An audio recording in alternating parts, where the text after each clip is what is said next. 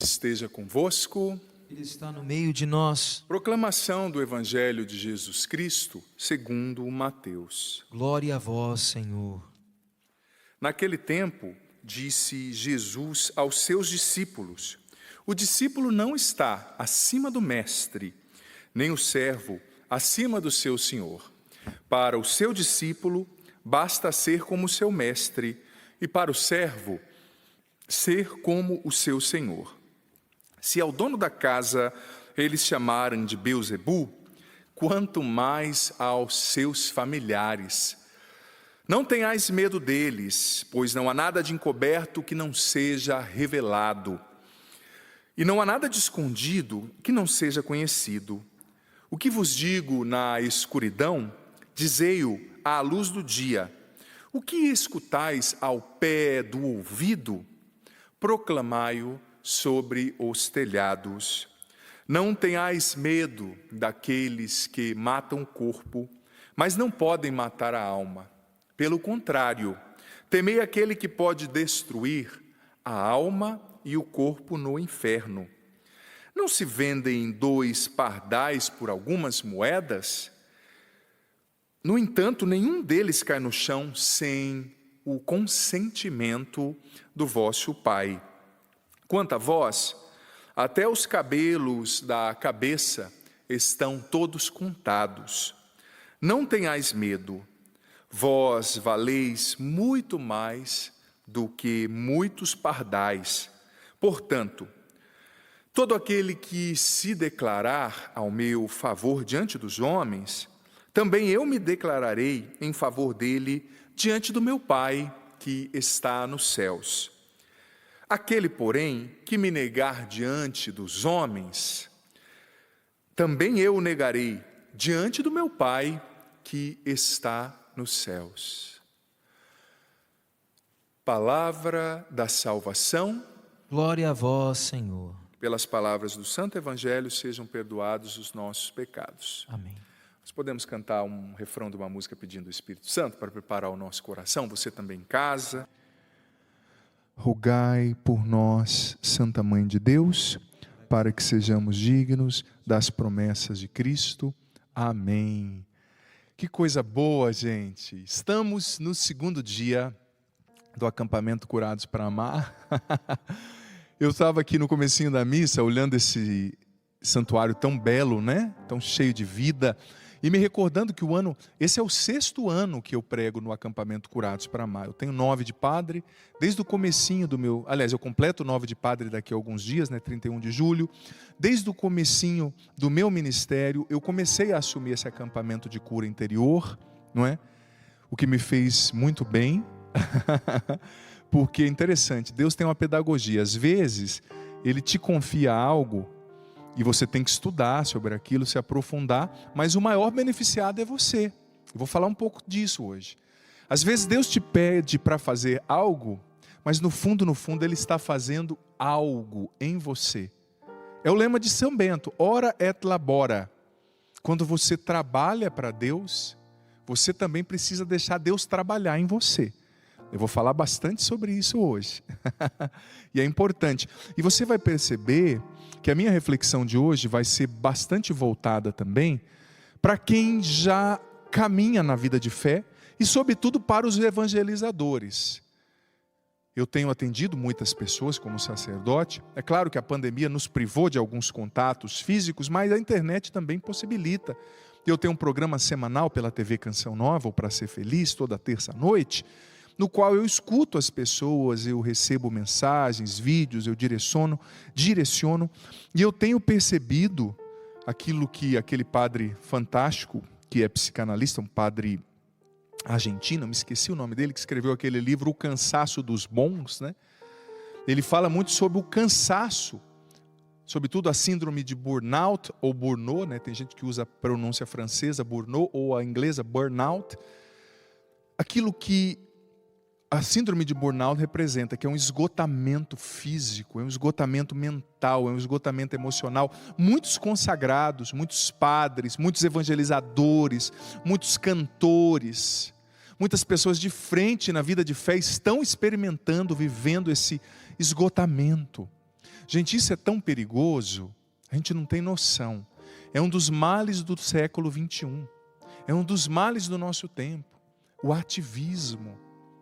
Eu tenho refletido tanto, eu estou louvando tanto a Deus por essa pandemia. Sou honesto em dizer, porque essa pandemia, que é ardilosa, assim, atroz em vários sentidos, que se interpõe entre nós e a realização de muitos projetos, sonhos talvez, mas ela é danosa em alguns sentidos, mas para mim e para muitos de nós ela pode ser muito proveitosa, porque ela está fazendo a gente parar, refletir, entender o que verdadeiramente vale a pena.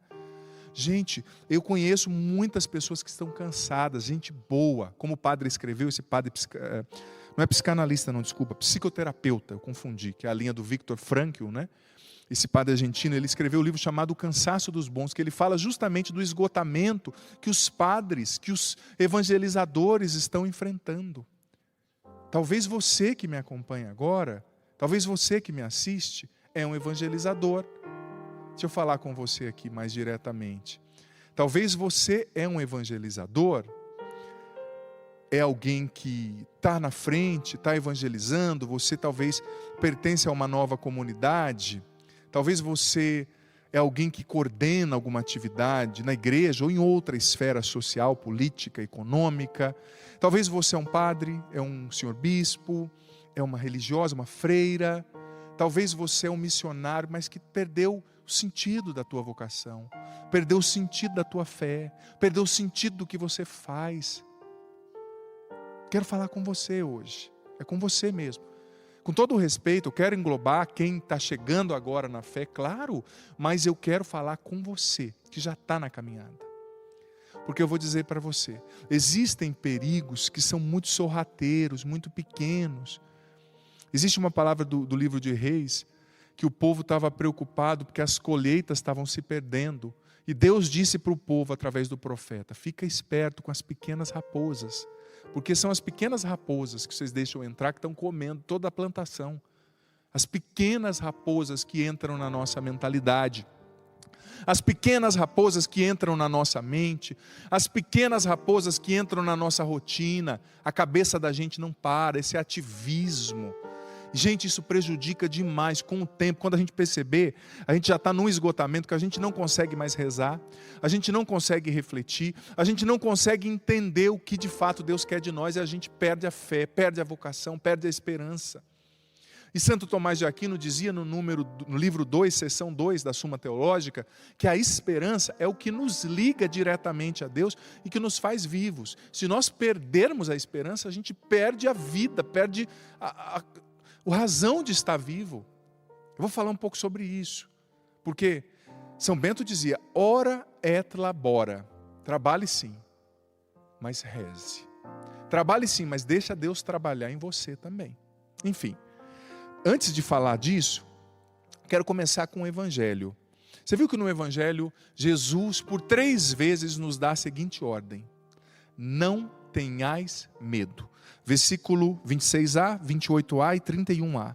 Não tenhais medo. Primeiro, não tenha medo de quem te persegue e não te entende.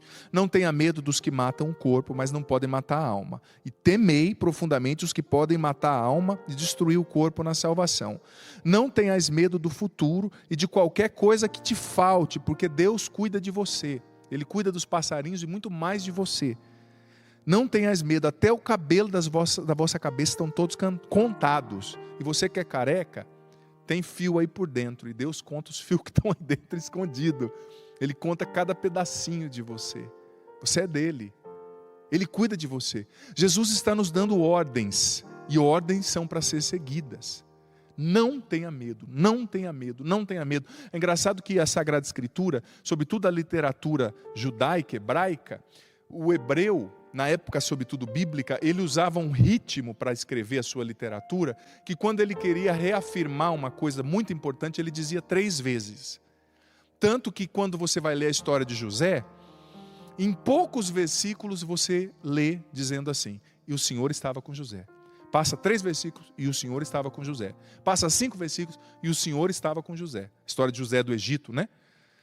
A gente já entendeu na primeira vez que o Senhor estava com José, mas a Bíblia está reforçando, isso é muito importante. E no Evangelho de hoje, Jesus está pedindo por 3 vezes, está ordenando 3 vezes, não tenha medo. E ele está orientando o nosso medo. O medo é um sentimento humano. A amígdala, que é o nosso cérebro reptiliano, ela vai produzir esse instinto, né? Que é o medo, que é a alerta, que nos protege. Mas Jesus está orientando o medo. Olha, ele está dizendo, não tenha medo do futuro, eu cuido de vocês. Eu sou o guarda da vida, da alma de vocês. E ele está dizendo ao mesmo tempo, não tenha medo daqueles que não te entenderem, daqueles que te perseguirem. Tenha medo de quem te roubar a salvação. Não tenha medo, gente. O medo rouba a nossa fé.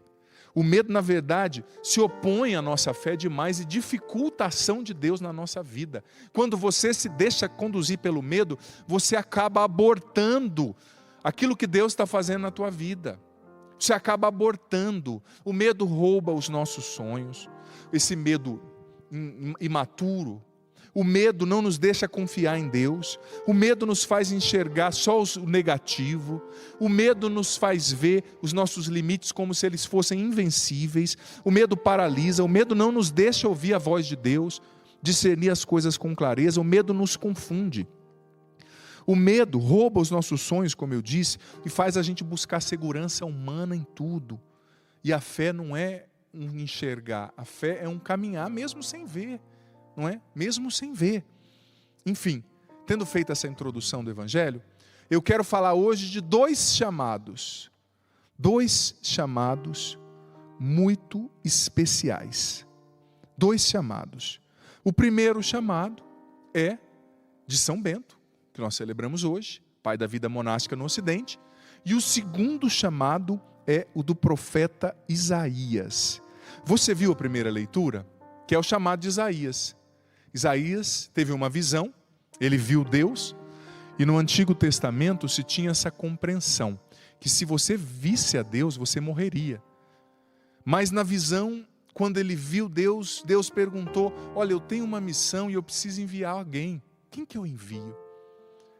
Só que antes de Isaías dizer, Senhor, me envia, um anjo foi até ele, o purificou, né, com aquela tenaz, aquela brasa, e ele de fato pôde dizer, Senhor, eis-me aqui.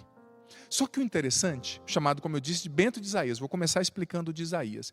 O interessante que esse texto de Isaías da primeira leitura, ele narra uma teofania. O que é uma teofania? Theos, phanos do grego, é uma manifestação direta de Deus, da presença de Deus. Aquilo também que no hebraico é chamado de Shekinah. O que é a Shekinah? É quando Deus manifesta a glória dele.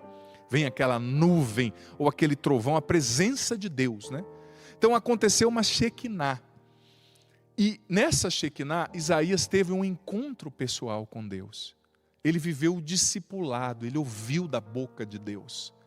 Ele se sentou aos pés ali de Deus, o amado da sua alma. Ele foi purificado pela palavra de Deus, porque a palavra, Jesus disse no Evangelho de João, vós estáis limpos pela palavra que eu vos tenho dito. A palavra é um líquido fortíssimo que tira as impurezas da nossa alma, fazendo uma analogia. A palavra de Deus limpa a nossa alma, a nossa mente, nossa história ferida. Então, Isaías teve um momento forte de discipulado. O que é discipulado? Olha só, vou caminhar aqui para o sacrário. Os cinegrafistas vão me acompanhando. O que é o discipulado? Estou vindo para cá. Olha só, gente, que sacrário lindo que a gente tem aqui na Canção Nova. Esse santuário é belíssimo, é fantástico. Olha só. Fazia muito tempo que eu não podia me ajoelhar por causa de uma cirurgia, agora estou voltando aos poucos. O que é o discipulado? Olha só, o sacrário que aqui representa é feito como a sarça ardente, né? Uma representação da sarça ardente, porque Deus estava no seio da sarça ardente, e aqui dentro da sarça está Jesus vivo na Eucaristia.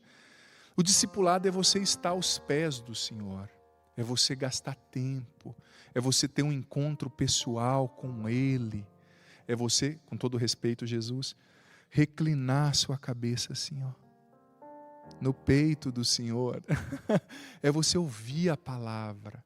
Isaías viveu um profundo discipulado, ele esteve com Deus, ele recebeu essa manifestação da Shekinah, da glória de Deus. Ele esteve com Deus.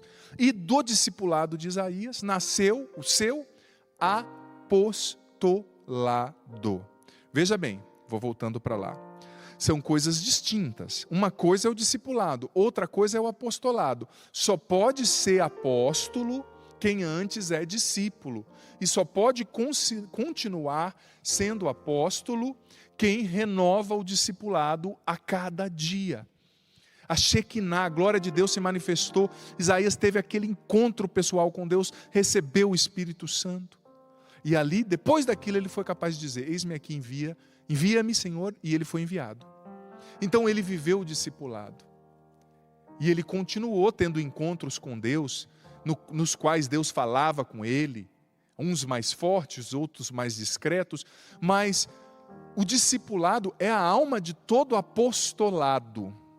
Você que é consagrado, que é membro de nova comunidade, está me entendendo muito bem. Você que caminha na igreja, o discipulado é a alma do apostolado. Ninguém pode ser apóstolo, enviado, se antes não for discípulo. E ninguém pode continuar sendo apóstolo se não renova a cada dia a experiência do discipulado, estar com o Senhor. E São Bento também, outro chamado. O primeiro chamado, a primeira vocação que eu falei foi a de Isaías, a segunda é a de São Bento. São Bento também tinha 20 anos, um homem rico, com heranças, bonito, inteligente, sentiu o chamado de Deus, largou tudo, gente, foi morar numa gruta. Começou a vida monástica em oração, em silêncio, disciplina, vida regrada. E a fama dele foi se espalhando, logo discípulos vieram e quiseram morar com ele, ele escreveu a regra e começaram um mosteiro. Muitos milagres São Bento fez. Deus deu a ele, Deus fez através dele, obviamente, Deus deu a ele um grande poder na oração, milagres aconteciam, exorcismos, libertações, mas, como o próprio São Bento o ensinou, ora et labora. Os monges têm uma regra de vida muito intensa, você sabe, eles acordam cedo para trabalhar, mas eles têm os horários da oração. Eles equilibram contemplação e ação. Eles trabalham muito, mas eles rezam. E ninguém, gente, pode ser um apóstolo se não vive a experiência do discipulado. E quantos de nós estamos cansados? Porque, infelizmente, nós temos perdido a experiência do discipulado. Quantos de nós? Olha, nós devemos aceitar em nós, na nossa história, o que Deus está fazendo através de nós. Por quê? Porque às vezes a gente se torna um funcionário do sagrado, como certa vez disse o Papa Francisco. O padre, o consagrado, você que trabalha na igreja, o ministro, o pregador, você de nova comunidade, mas você cristão, eu preciso na igreja trabalhar. Olha, Deus não quer que você trabalhe só para Ele, porque, me perdoe a sinceridade, Deus não precisa do seu trabalho. Ele não vai ser menos Deus se você deixar de servir. Mas o trabalho é importante? Sim, claro. O trabalho precisa ser santificado, como nos ensinou São José Maria Escrivá, no caminho. Mas o trabalho cristão só tem sentido quando, através do trabalho, você deixa Deus trabalhar em você. E se esse trabalho te leva para Deus e não te tira de Deus. O trabalho cristão, mais uma vez eu digo, ele tem sentido se através do trabalho você deixa Deus trabalhar você. Porque veja bem, Deus quer trabalhar em você. Quanta gente, que nada em graça. Até os irmãos que trabalham aqui na Canção Nova, quando eu atendo, eu falo, olha filho, saiba que você trabalha num lugar sagrado. Você também precisa beber as bênçãos desse lugar. Eu digo para você, nem todo mundo, esses cinegrafistas aqui maravilhosos, eles não são consagrados da Canção Nova. Acho que hoje não tem nenhum consagrado, né? Então, Elias não tem, são todos colaboradores. O Lucas, que está no áudio, que é filho do diácono Nelson Correia também, mas estão também aqui e precisam beber dessa graça. Todos nós, beber. Sabe, gente, porque eu vou dizer, os dias são maus, os tempos são difíceis, existe muita maldade por aí, existe muita inveja, muita ganância, muita corrupção, existe. Pecado, mistério da iniquidade, parágrafo 675 do Catecismo, está lá, mas se você se alimenta da fonte que é Deus, se você bebe da graça, você não vai, desfalecer no caminho. Agora veja bem, o nosso discipulado consiste em estar com o Senhor, em descansar no Senhor, em conhecer o Senhor. Muita gente se cansa profundamente, se perde na fé, perde a própria vocação, perde o foco, porque, como eu disse, se torna um funcionário do sagrado, A gente precisa deixar Deus trabalhar na gente. Olha, você que leva a evangelização e a fé, saiba disso. Você precisa experimentar o que você leva. Talvez você, evangelizador, você que já tem uma caminhada de fé, você está levando libertação para tanta gente, mas saiba que Deus quer fazer você experimentar essa libertação. Experienciar a libertação desse vício que você não consegue vencer, a libertação dessa depressão. Deus vai te libertar sim, mas você tem que viver, senão não tem sentido você pregar. Você que aconselha as pessoas a confiar na divina providência, você precisa confiar na divina providência. Você precisa deixar o cuidado de Deus te surpreender, a graça de Deus te conduzir. Esse tempo de pandemia deve servir para a gente fazer mais silêncio, para a gente perceber as coisas. Não se agite, calma. Escuta a vida, escuta Deus. Tem gente que está à beira de um surto por causa do ativismo e não para perceber. Aí o que eu tenho que fazer? Você não tem que fazer nada. Deixa Deus te amar, deixa Deus cuidar de você.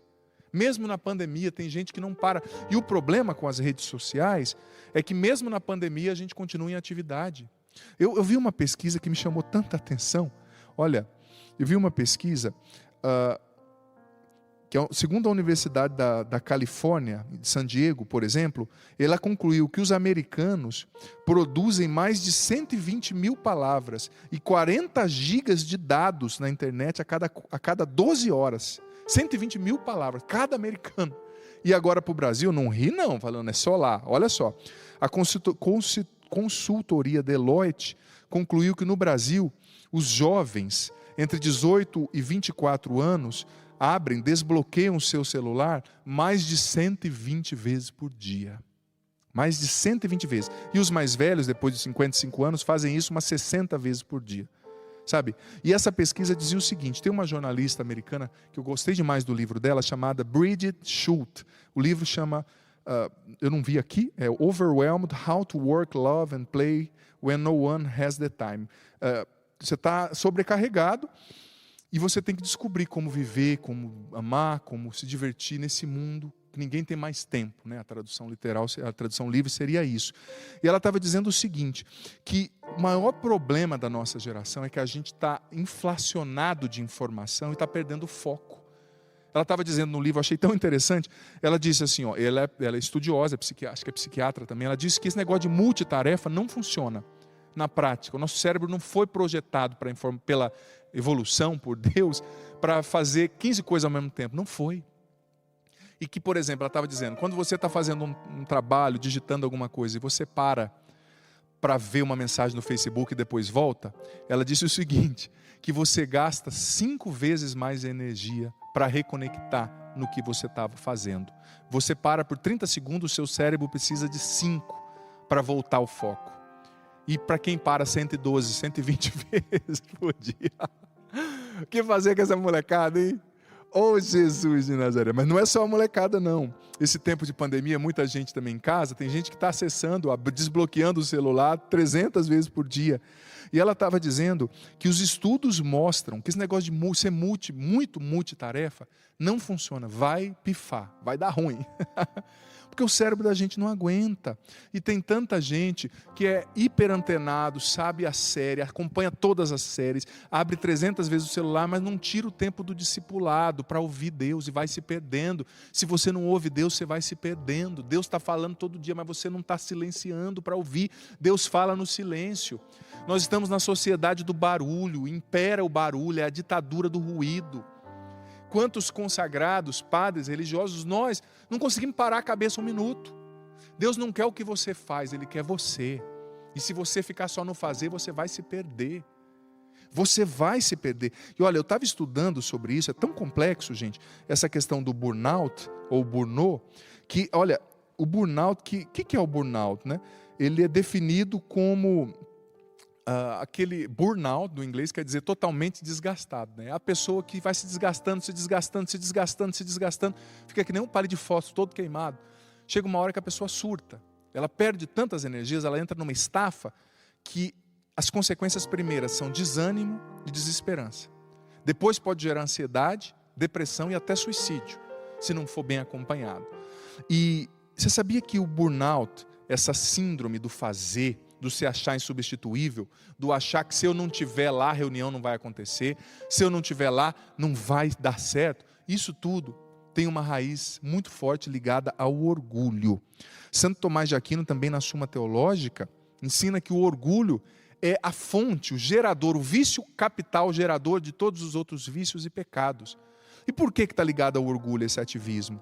Porque o Papa Bento XVI certa vez comentou, num discurso, que acabou ficando em nós essa consequência do pecado original, né, que nos faz querer ser como Deus, ou seja, eu desprezo os meus limites, eu acho que eu tenho que fazer tudo, que eu posso tudo, que eu tenho que estar sempre fazendo, dando. Então, esse querer ser como Deus, achar que eu sou o ilimitado, que eu posso tudo, é um pecado de orgulho, de soberba, que dá espaço para o inimigo na nossa vida, porque o orgulho é a brecha através da qual o inimigo mais age. Todos os grandes pecadores da Bíblia tiveram a raiz do seu pecado no orgulho. E o Papa diz que ficou isso em nós, sabe? Essa consequência do pecado original, do querer ser como Deus, essa independência de Deus, eu faço tudo. Olha, não é o que você faz. Talvez se você fizesse menos e rezasse mais e parasse mais, Deus te daria muito mais eficácia no que você faz. Há uma diferença entre eficiência e eficácia. Eficiência diz do processo, diz do saber fazer. Eficácia diz do resultado. Talvez você tenha sido eficiente, tem feito no seu trabalho, na igreja e fora, mas você não tem tido eficácia. Você faz o processo bem, mas você não tem resultado. Porque você está ativista, você não está deixando Deus fazer a parte que é dele. Eu desafio você, Jesus está falando hoje no Evangelho da confiança na providência. Eu desafio você, você que vai casar e não tem casa, você que precisa comprar uma coisa, você que precisa pagar uma conta, eu desafio você a nessa missa, eu vou dar espaço para isso, você fazer uma oração pedindo: Jesus, entra com a tua providência, o Senhor cuida de mim, eu preciso de ajuda, socorro, Jesus. Tenho certeza que você falar isso, Ele vai agir, tenho certeza. Eu desafio você nessa missa a fazer uma experiência com a providência, porque parece muito conceitual, né? É a providência de Deus. Não, a providência é a ação de Deus encarnada na tua vida, cuidando de você, dando, tirando, acrescentando, te fazendo enxergar, sabe? Ele cuida de você, Ele é o teu guarda. Mas olha só, esse burnout, ou burnout, ele é tão sério, gente. Segundo o The New York Times, 20% da população mundial que trabalha ativamente tem esse problema, desenvolve esse problema. Certa vez eu atendi uma pessoa em São Paulo, que tinha esse... Ela não percebeu, porque a maioria das pessoas demora para perceber que está no meio do furacão, né? O burnout é uma doença já desde 1974, já descoberta, né? O psicólogo americano, 1970, aliás, Herbert Frauenberger, que descobriu, mas a pessoa demora para descobrir. Às vezes a pessoa está no meio do negócio, né? Eu atendi uma moça de 32 anos em São Paulo, uma mulher. Ela trabalhava numa empresa e ela trabalhava tanto, ela chegava a trabalhar 14 horas por dia. Muitas vezes no mundo empresarial tem aquela premissa, né? Você não pode dizer não para crescer na empresa. E ela foi nessa. Foi fazendo, e levava o serviço para casa, e levava a mensagem do chefe. Chegou um ponto que ela ficou tão estressada, era uma menina boa, ela ficou tão desesperada, que ela começou a tomar no café da manhã suco de maracujá com vodka no café da manhã, você acredita? Para aguentar o dia. E começou a desenvolver o alcoolismo. E começou a tremer. Graças a Deus, a tempo ela percebeu, a gente trabalhou e ela conseguiu também, com ajuda técnica, né, psicológica, perceber isso e mudar o rumo. Mas, gente, a gente precisa redimensionar a nossa vida, porque a gente está gastando a vida toda para ganhar dinheiro, e depois a gente tem que gastar o dinheiro para recuperar a saúde, né, a vida, e não volta mais. A gente precisa estar mais na presença de Deus, mais aos pés do Senhor, sabe? Você precisa estar mais aos pés do Senhor para Ele te curar. Ele quer trabalhar na tua história. Ele quer levar você hoje, pegar você no colo como ovelha ferida e curar você. Ele sabe o que você tem passado, Ele sabe os seus desafios. E é claro que o mundo da gente é exigente, o mundo de hoje. Muitas pessoas têm que trabalhar em 2 trabalhos. Depois da Revolução Industrial, a chapa ferveu, né? Porque antes disso, o trabalho dependia muito das condições climáticas. Trabalhava quando fazia sol, quando não chovia todo mundo descansava. Depois da Revolução Industrial, você começou a ganhar à medida que você produzia. Então, mais produção, mais horas, mais dinheiro no bolso. A gente entrou nesse ritmo frenético. E depois de 1960, com o ingresso mesmo das mulheres no mercado de trabalho, as mulheres, muitas começaram a trabalhar, mas nem todas têm condição de pagar uma secretária, então elas trabalham fora, mas limpam a casa, fazem comida, cuidam dos filhos.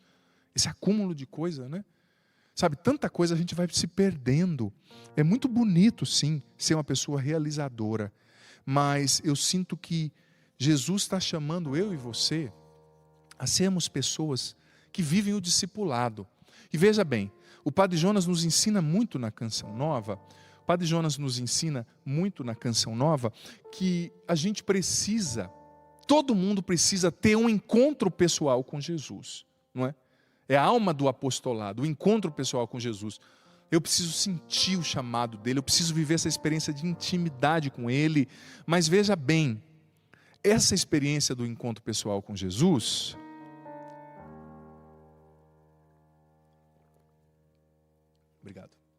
é uma experiência que precisa ser renovada a cada dia. Às vezes Deus não nos cura mais porque a gente não dá tempo para Ele, né? Ele quer tocar mais nas feridas da nossa história, nas feridas que geram medo, né? O Evangelho falava do medo. Ele quer tocar mais nas feridas abertas, sangrando dentro de você. Talvez você, eu dizia ontem na missa, né? Você que experienciou uma traição, a perda de...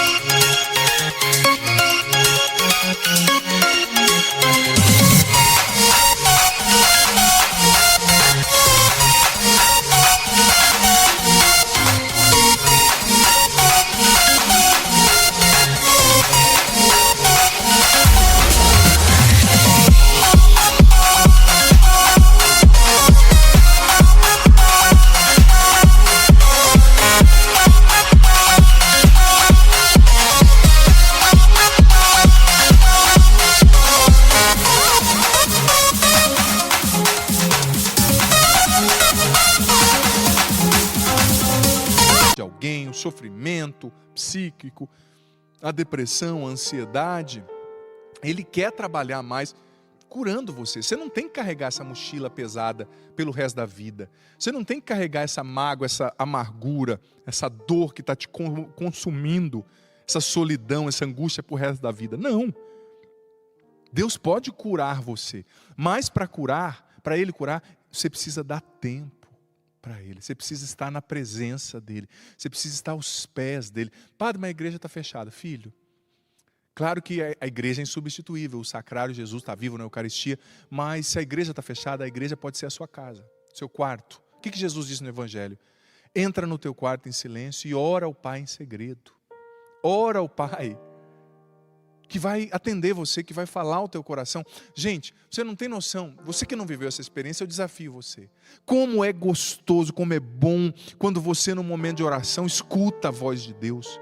Como é bom quando uma Shekinah, como aconteceu com o profeta Isaías, vem sobre você. Ah, como é bom, como é maravilhoso sentir a presença de Deus.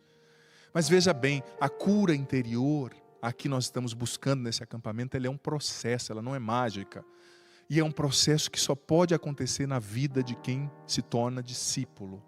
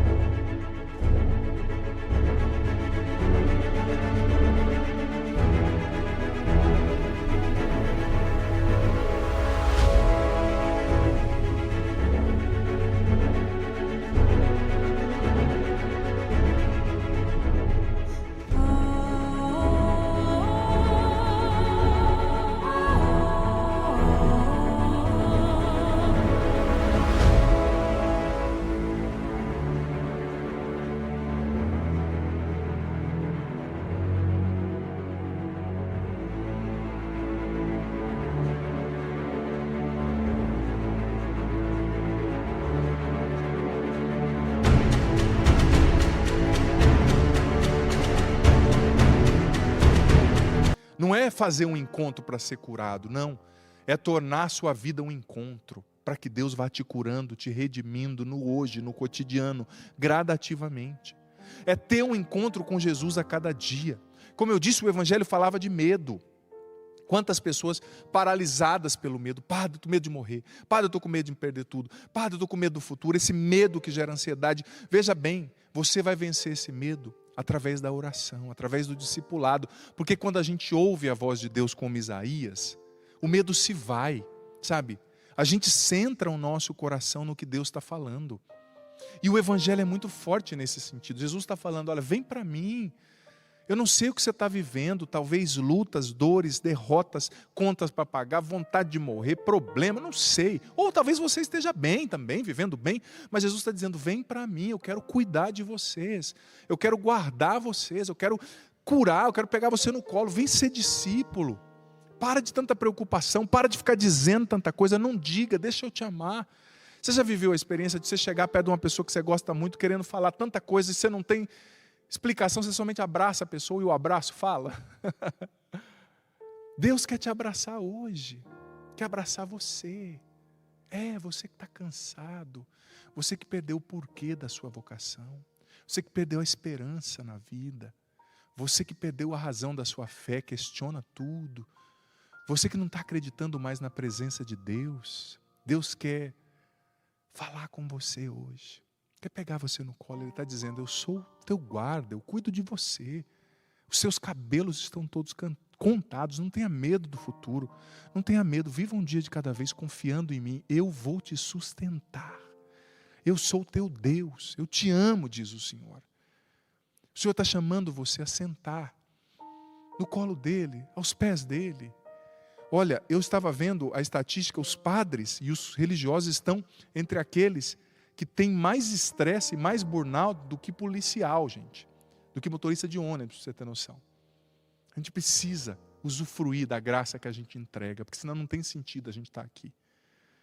Enfim, eu quero agora que nesse momentinho de silêncio, você vai ouvindo os acordes do teclado, tão bonitos. Eu vou te dar um minutinho de silêncio, para você falar com Deus. Antes do padre rezar, do padre cantar, Ele quer ouvir você. Deus quer ouvir você. Eu vou te dar esse um minuto, no máximo um minuto. Os cinegrafistas, como ontem, vão procurar uma imagem bonita de Jesus crucificado, do Pai das Misericórdias, para te ajudar a rezar. E eu convido você mesmo, é você. Ai, padre, eu não sou uma pessoa de fé. Ai, padre, eu sou um pecador. Para Deus você não é pecador, você é filho. E Ele é pai, acabou. Eu desafio você a pedir para Ele ajuda nessa situação, o cuidado, que Ele vai te surpreender. Eu vou te dar esse tempo para você falar com o Senhor. Não tenha vergonha, não tenha medo. Com as suas palavras, fale com o Senhor agora.